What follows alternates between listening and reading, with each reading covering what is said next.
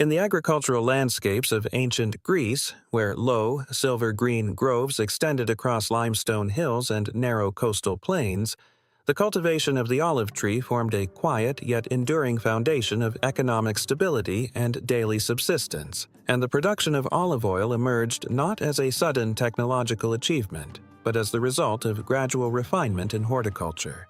Harvesting methods, mechanical pressing systems, and sedimentation techniques that were shaped by climate, soil composition, labor organization, and regional trade networks.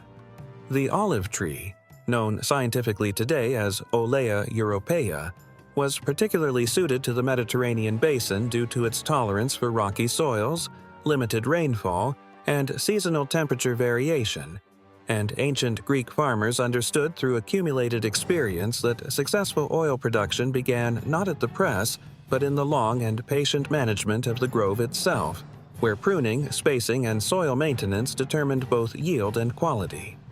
Trees were typically planted with considerable distance between them to allow light penetration and air circulation, which reduced fungal disease and ensured more uniform fruit ripening, and the soil surrounding each trunk was periodically loosened with simple iron or bronze tools to improve water absorption during the winter rains.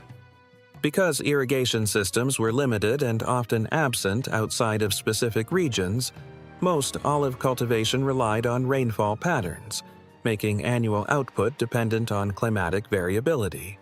Yet the resilience of mature trees allowed groves to remain productive even in years of moderate drought.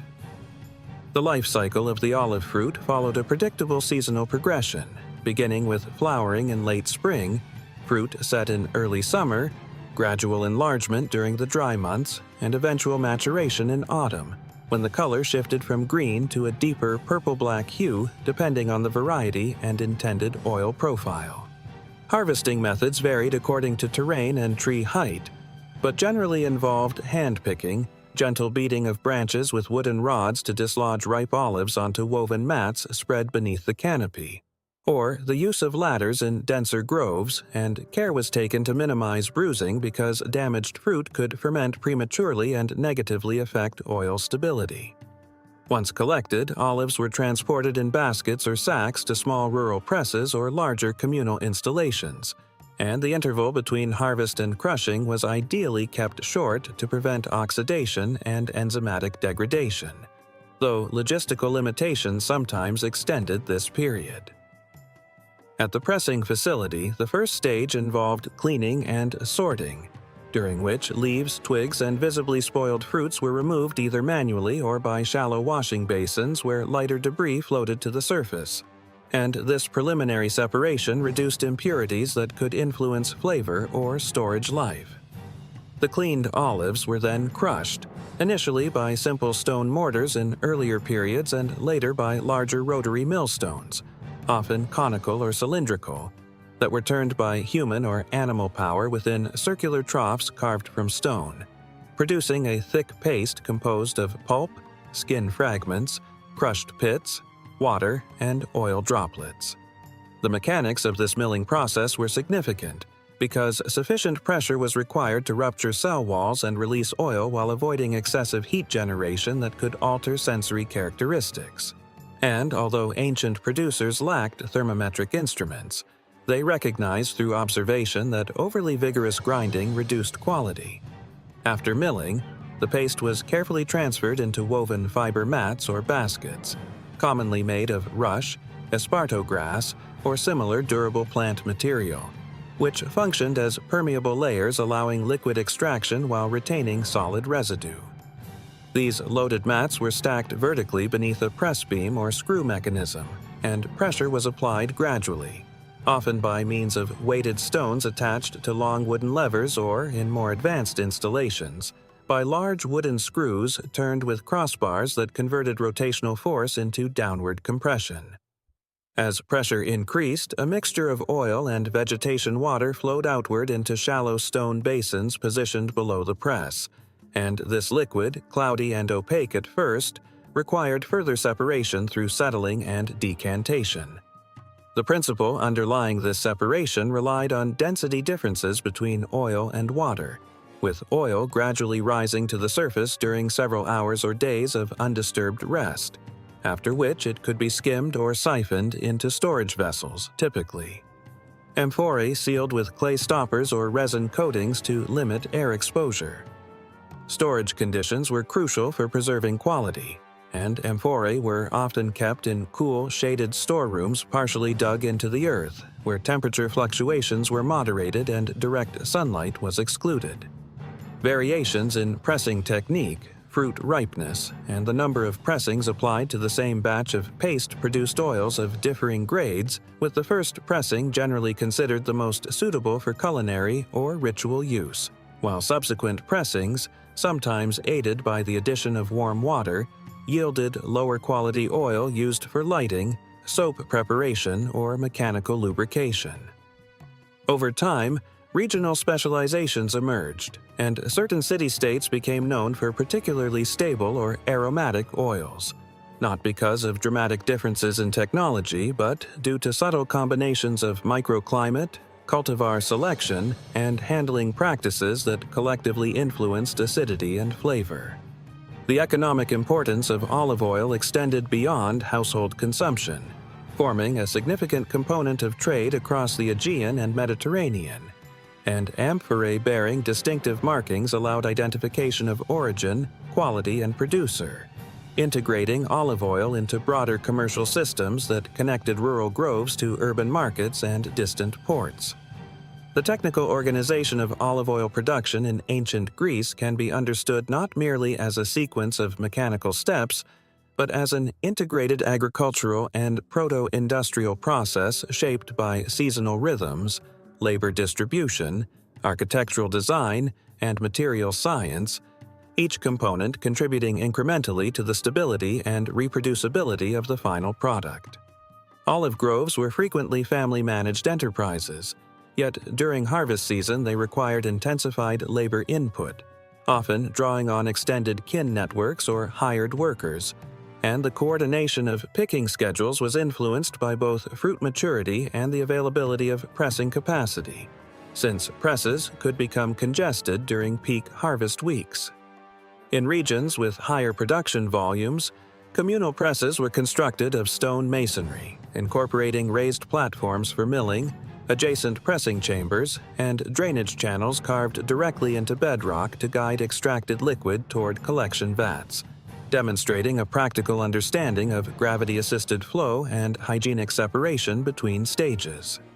The milling stones themselves were typically composed of hard limestone or volcanic rock chosen for durability and resistance to fragmentation, and their surfaces were periodically smoothed to maintain consistent crushing action without producing excessive particulate contamination from stone abrasion. Animal-powered mills, often driven by donkeys walking in circular paths, provided steadier rotational speed than purely manual systems, reducing operator fatigue and enabling more uniform paste consistency, which in turn improved pressing efficiency. The woven mats used for pressing required regular cleaning to prevent accumulation of rancid residues, and archaeological findings suggest that they were washed and dried between cycles, indicating awareness that microbial growth could compromise oil stability even if the underlying biological mechanisms were not formally understood. After the initial extraction, the liquid mixture entered settling basins constructed with slight inclines or partition walls, allowing staged decantation in which heavier sediments gradually deposited at the bottom, while clearer oil layers were transferred into secondary containers for additional clarification. Some installations incorporated multiple basins arranged in sequence, so that oil could pass progressively through cleaner environments, reducing suspended solids and extending shelf life. The storage amphorae, standardized in shape for transport efficiency, were often coated internally with pine resin to create a semi-impermeable lining that limited oxygen ingress and microbial contamination, and their narrow necks minimized surface area exposure during repeated opening and closing. Olive oil functioned in ancient Greek society as a multi-purpose substance, serving not only as a primary cooking fat but also as fuel for ceramic lamps. as a base for perfumed unguents blended with botanical extracts, as an ingredient in medicinal preparations documented by physicians, and as a medium in athletic grooming practices, particularly within gymnasia where it was applied to the skin and later scraped off with strigils. These diverse applications influenced grading systems because oil intended for ritual offerings or personal care required greater clarity and milder aroma, while oil designated for lighting could tolerate higher acidity and sediment content. Economic regulation sometimes emerged in response to this importance, with certain polis implementing export controls or quality standards to protect reputation, thereby linking agricultural technique with civic identity and external diplomacy. Environmental factors continued to play a moderating role, as frost events could damage trees and reduce yields for multiple seasons, and periodic pruning cycles were essential to maintain manageable canopy height, stimulate new growth, and prevent alternate bearing patterns in which heavy fruiting years were followed by reduced output.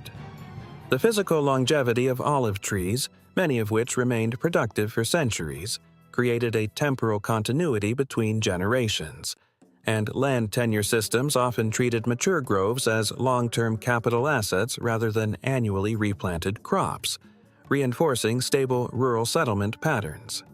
In the broader Mediterranean trade network, olive oil amphorae traveled alongside grain, wine, and ceramics, forming part of cargoes transported by merchant vessels across the Aegean Sea to the coasts of Asia Minor, and westward toward southern Italy and beyond, embedding Greek oil production within interregional exchange systems that were sustained by maritime navigation, seasonal winds, and port. Infrastructure.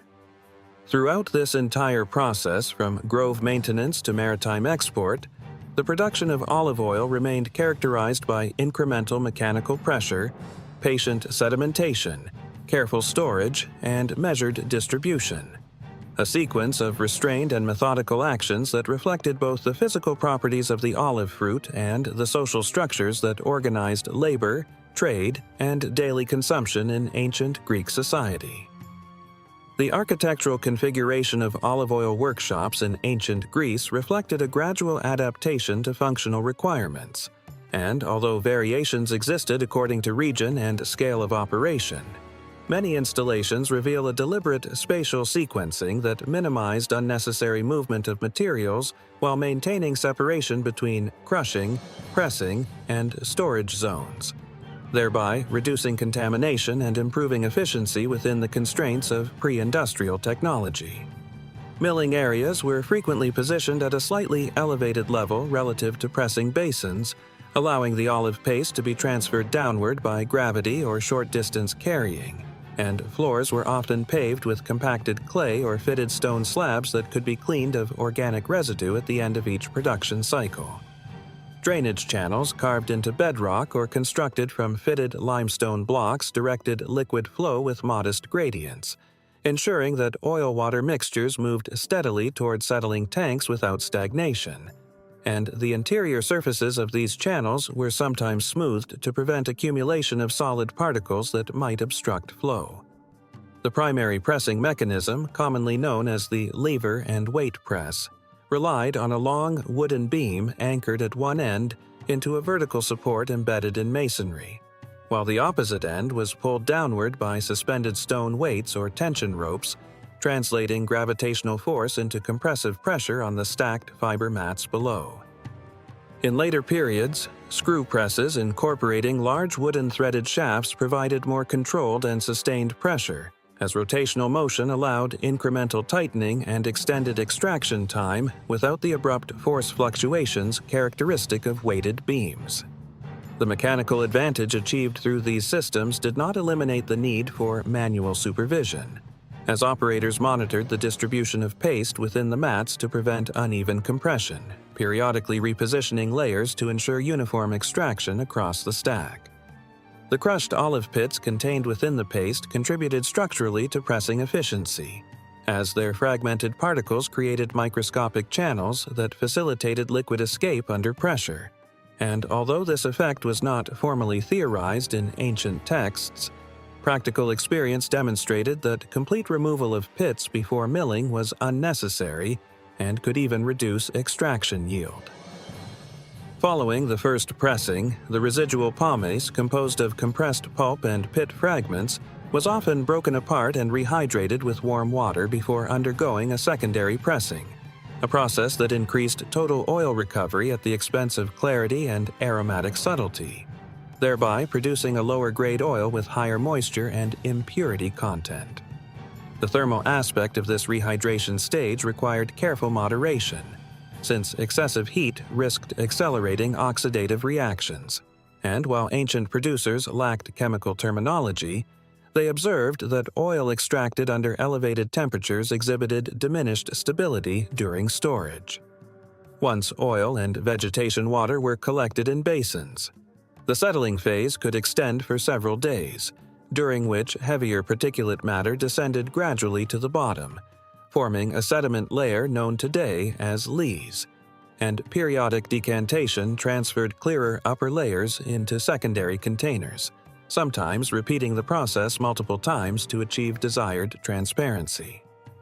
Storage environments were selected with attention to insulation and limited air circulation, as fluctuations in temperature encouraged condensation and microbial growth, and many storerooms were constructed partially underground or with thick stone walls that buffered external climatic variation.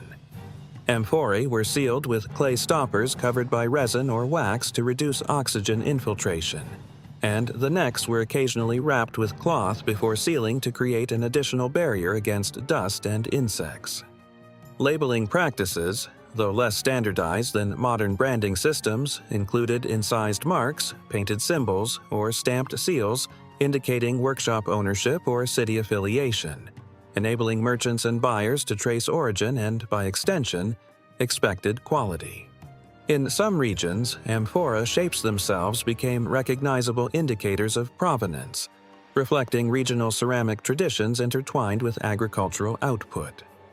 Beyond the immediate technical sequence of production, olive oil manufacturing in ancient Greece must also be considered in relation to agronomic cycles that extended across decades, as olive trees required several years to reach full productivity and benefited from systematic pruning practices that balanced vegetative growth with fruit-bearing potential. Pruning was typically conducted after harvest and before spring flowering, removing excessive vertical shoots and thinning interior branches to permit light penetration, which improved fruit set and reduced fungal incidence in humid coastal climates. Soil management around the base of each tree involved periodic clearing of competing shrubs and shallow tilling to break surface crusts formed by winter rains, enhancing water infiltration while preventing root suffocation in compacted ground. Although large-scale irrigation was uncommon, some estates constructed rudimentary channels to divert seasonal runoff toward groves, especially in regions where rainfall distribution was uneven.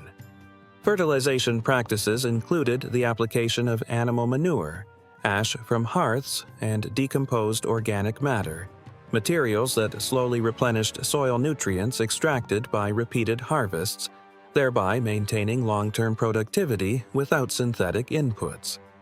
Labor organization during harvest season required coordination not only in picking but also in transport logistics, since olives deteriorated if stored in deep piles that generated internal heat through respiration, and experienced producers spread harvested fruit in shallow layers within ventilated baskets to delay fermentation prior to milling.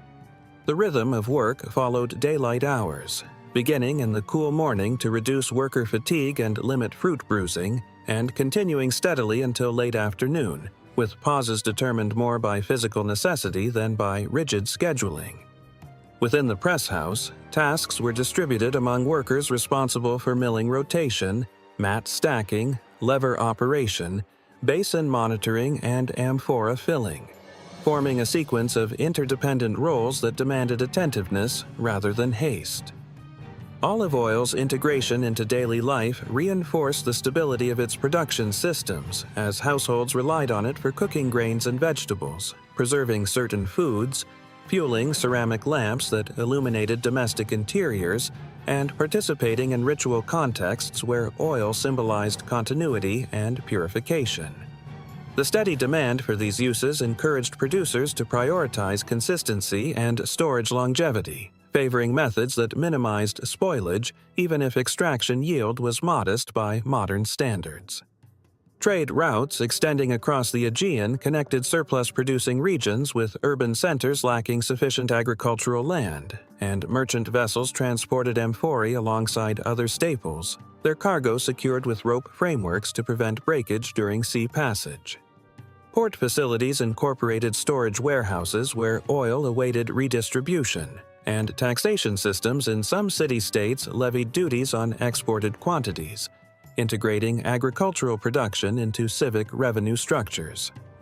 Over generations, the cumulative knowledge embedded within olive oil production did not depend on written technical manuals alone, but was transmitted through apprenticeship, observation, and seasonal repetition, allowing incremental improvements in press design, grove management, and storage technique to emerge gradually.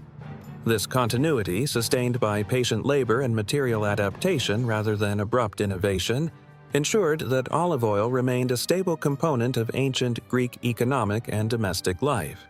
Its production characterized by measured mechanical pressure, extended sedimentation, careful containment, and deliberate distribution within a society attuned to the long cycles of cultivation and the restrained transformation of fruit into a durable and versatile liquid resource.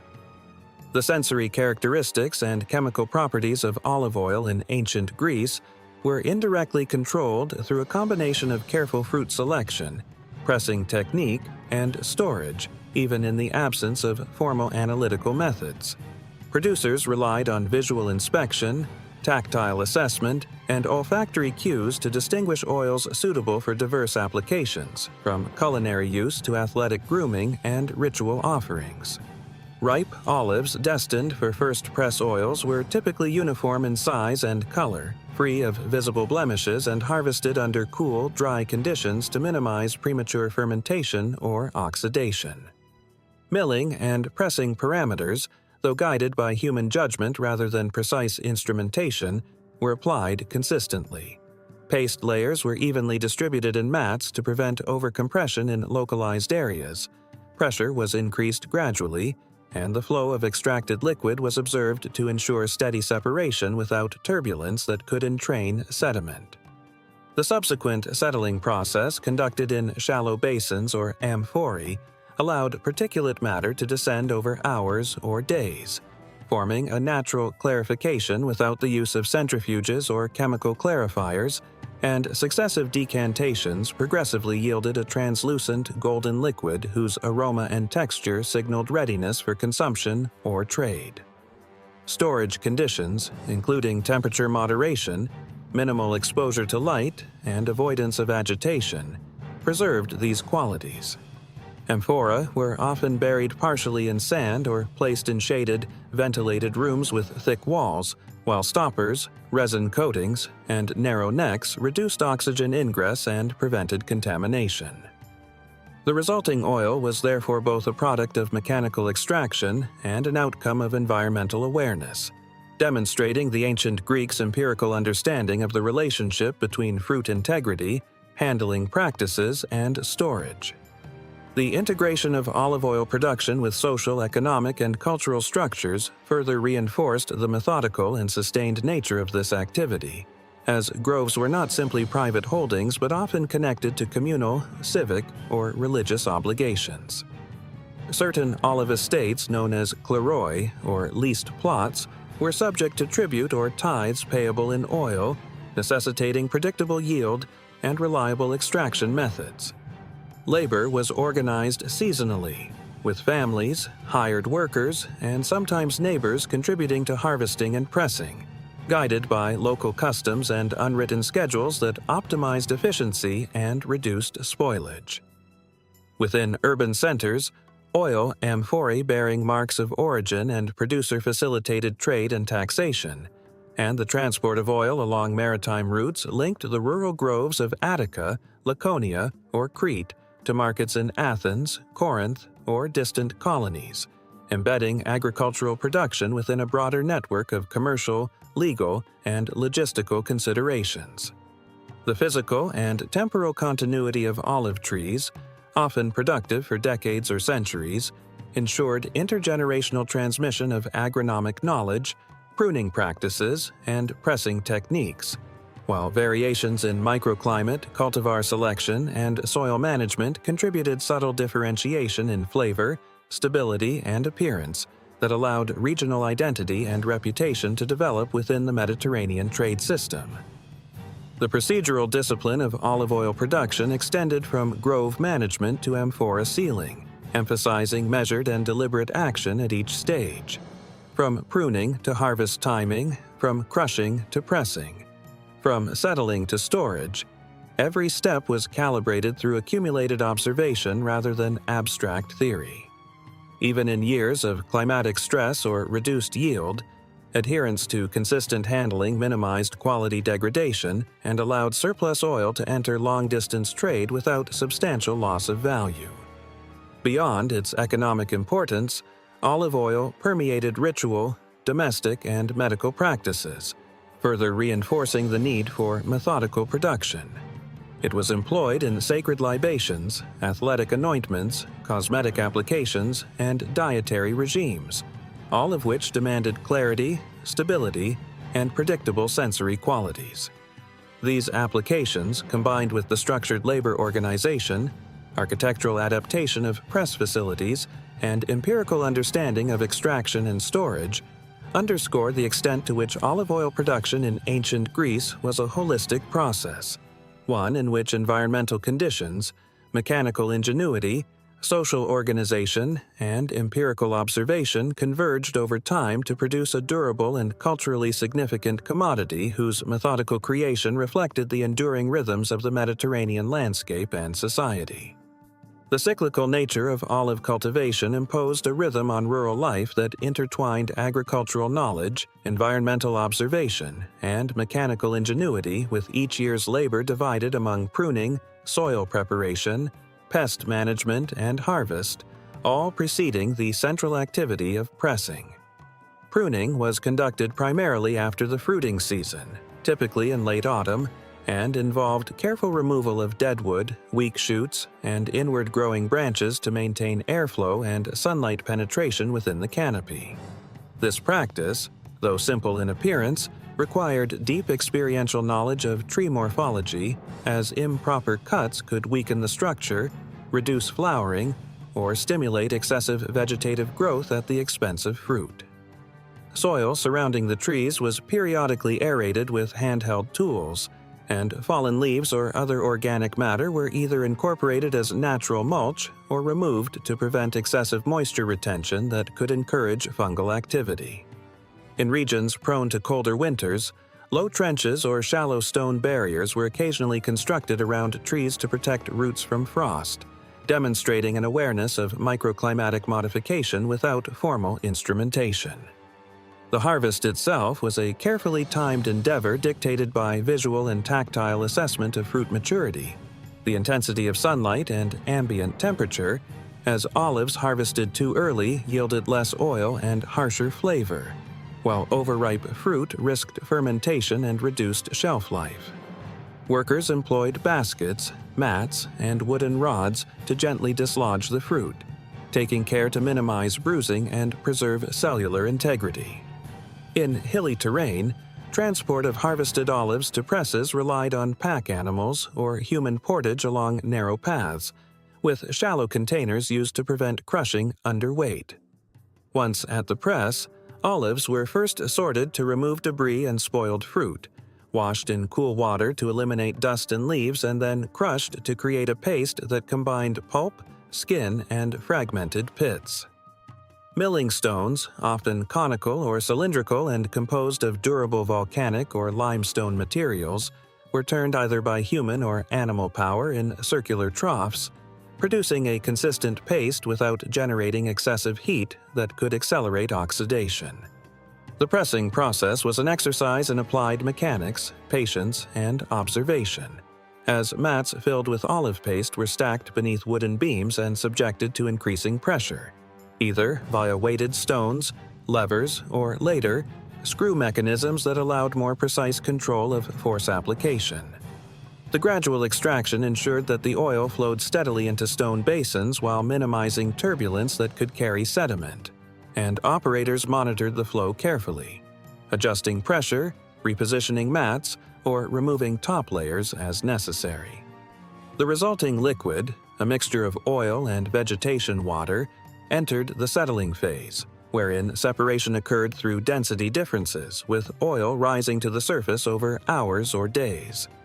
Multiple decantations produced a clearer, more stable oil, while sediments formed at the bottom were often reused in secondary pressings to maximize yield, producing lower-quality oils suitable for lighting or soap rather than culinary or ritual purposes. Storage of olive oil required thoughtful consideration of light, temperature, and oxygen exposure, as amphorae were vulnerable to spoilage if improperly handled. Cool, shaded storage rooms with partial earth insulation were preferred, and narrow-necked vessels were sealed with clay, resin, or wax to minimize air contact and prevent microbial growth.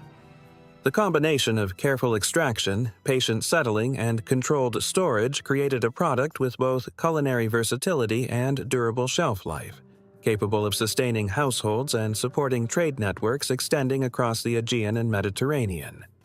Beyond the purely mechanical and agricultural aspects, the production of olive oil in ancient Greece was deeply interwoven with social and economic structures, reflecting a blend of familial labor, seasonal coordination, civic regulation, and commercial exchange.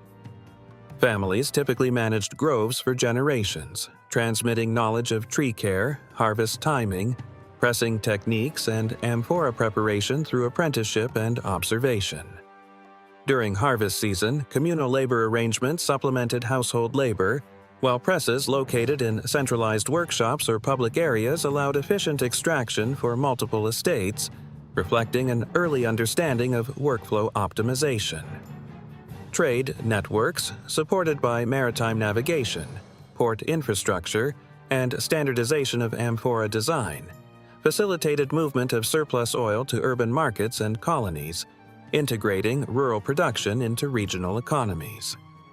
Labels, stamps, and markings on amphorae indicated origin, producer, and occasionally quality grade, reinforcing accountability and enabling buyers to anticipate sensory characteristics even in the absence of formal testing. Olive oil was not merely a commodity but a versatile substance central to daily life, ritual practice, and personal care. It served as a dietary staple, a fuel for lamps, a medium for unguents and perfumes, and a component of athletic grooming and medicinal formulations, each application imposing specific expectations for clarity, aroma, and stability. The consistency of these applications reinforced the methodical nature of production, emphasizing careful harvest, measured extraction, patient settling, and deliberate storage. Through centuries of cumulative practice, ancient Greek producers achieved a balance between mechanical process, environmental adaptation, and social organization, resulting in a product that was reliable, transportable, and culturally significant, embodying both the physical properties of the olive fruit and the empirical wisdom of the communities that cultivated it. The nuanced appreciation of olive oil quality in ancient Greece emerged from long-term empirical observation rather than formal chemical analysis. Yet producers developed subtle methods to assess aroma, clarity, viscosity, and color, each indicative of factors such as fruit ripeness, pressing technique, and storage conditions. First press oils, extracted from carefully selected, undamaged fruit, were typically golden yellow with a slightly greenish hue, exhibiting a smooth texture and a delicate grassy or nutty aroma.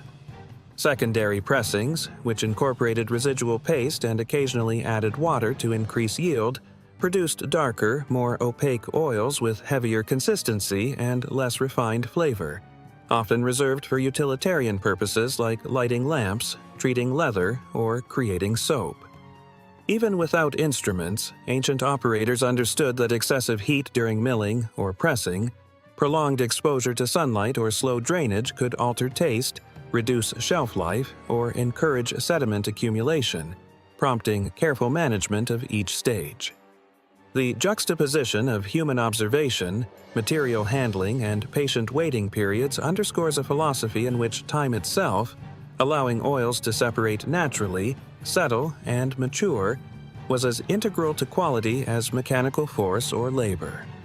In addition to the technical aspects of pressing and storage, the selection of cultivars and management of groves played a decisive role in determining oil characteristics.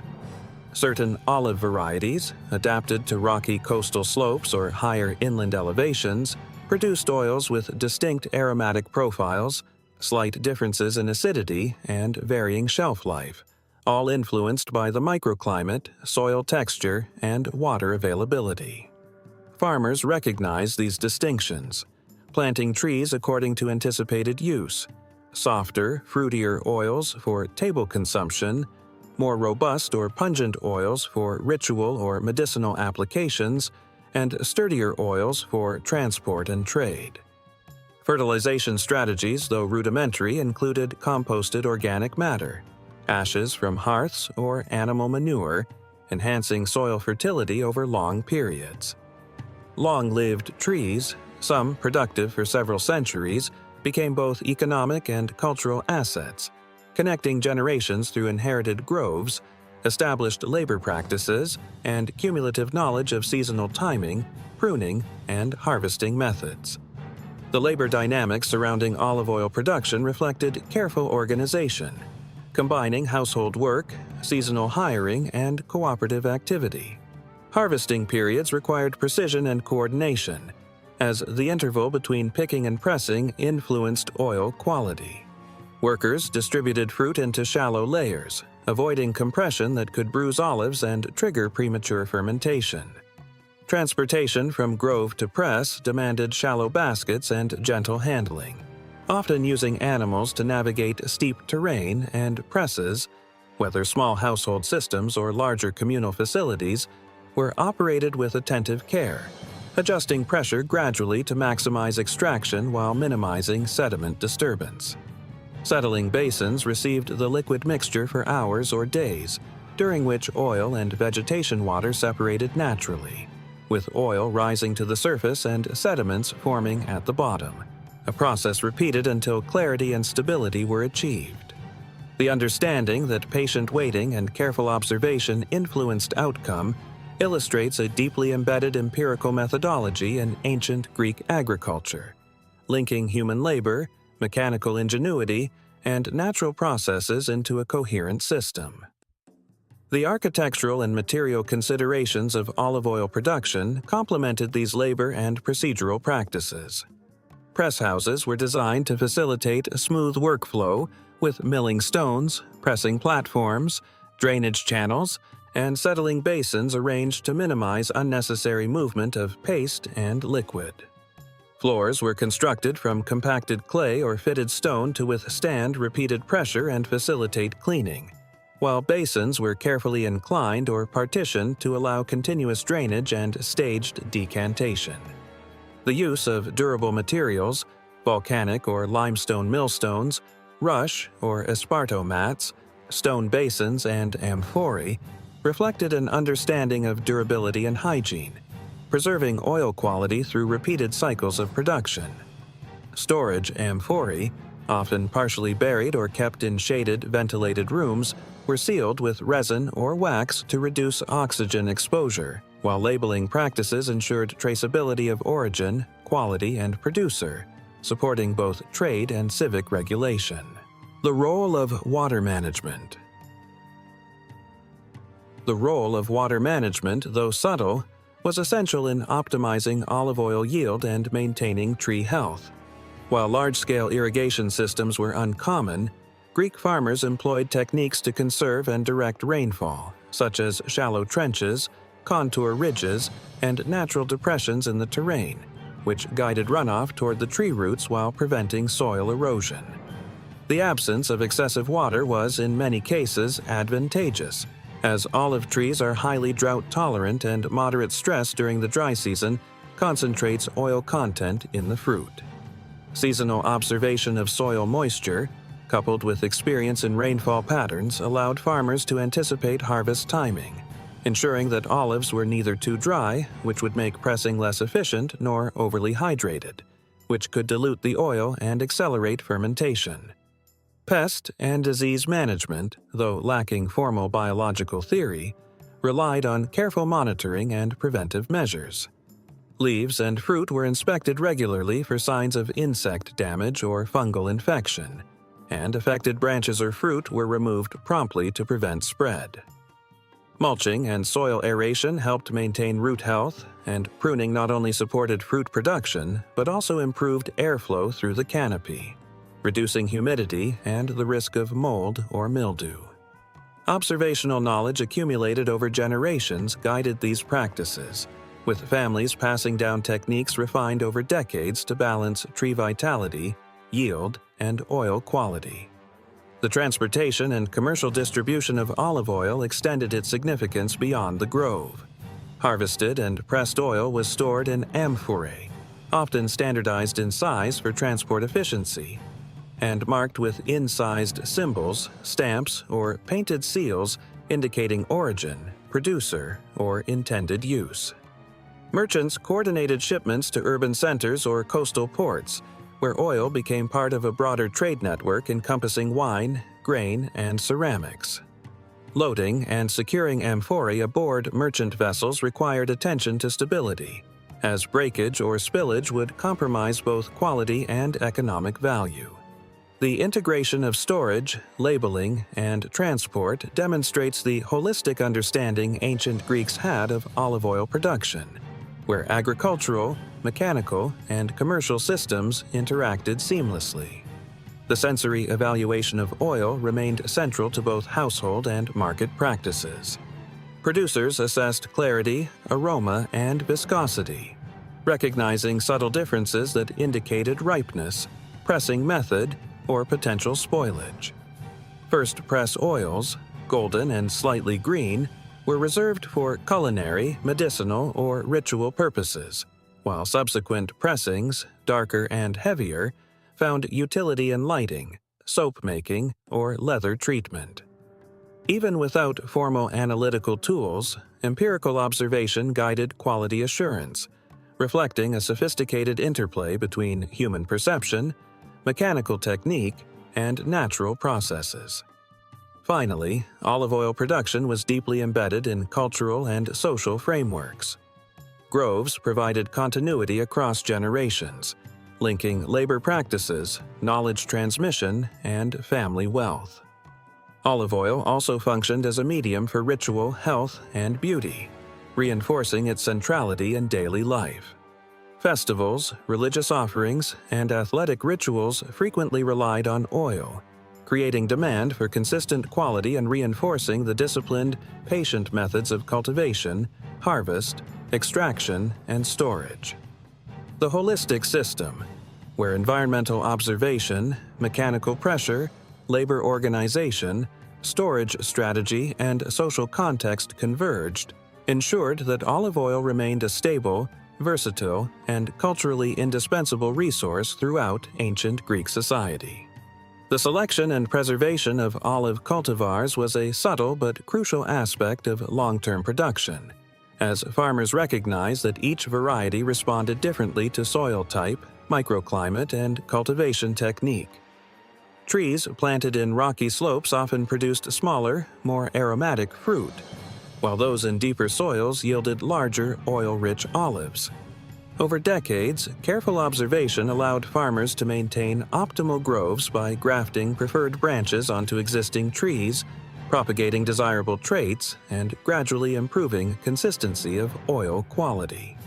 This long-term perspective emphasized patience and foresight, as a grove's productivity could take several years to reach full potential, and the cumulative knowledge of pruning, spacing, soil maintenance, and harvest timing was inherited across generations, forming an unbroken chain of empirical wisdom.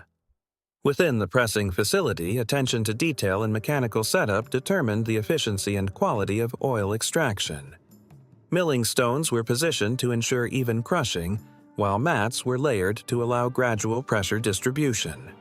Operators monitored the release of liquid continuous lye, adjusting weight or screw tension to optimize flow and prevent uneven extraction that could lead to localized overpressure or sediment entrapment. The slow, deliberate nature of pressing underscored a philosophy in which human observation complemented mechanical force, allowing the delicate balance between yield and quality to be maintained without rushing the process. Settling basins, designed to facilitate natural separation of oil and vegetation water, relied on patience. Even slight disturbances could resuspend sediments, necessitating repeated decantations until the oil achieved the desired clarity and stability for culinary, ritual, or commercial purposes. The amphorae used for storage and transport were carefully prepared to preserve oil over extended periods. Narrow necks minimized air exposure, clay or resin seals reduced oxidation, and partially subterranean storage or thick-walled rooms moderated temperature fluctuations, preventing spoilage. Labels, incisions, and painted symbols served as indicators of origin, intended use, and quality grade, facilitating both market transactions and civic regulation. Merchant networks extended oil's reach beyond the immediate region, connecting rural groves to urban centers and distant colonies. Transport by sea required careful packing and handling, demonstrating an awareness of both material properties and logistical constraints, as the fragility of ceramic vessels demanded stability and careful attention to prevent breakage or contamination. Beyond the mechanics of production and distribution, olive oil occupied a central role in social, cultural, and ritual life. First press oils, prized for their clarity, aroma, and texture, were used in culinary preparations, religious offerings, and personal care, including athletic anointments, cosmetic applications, and medicinal treatments.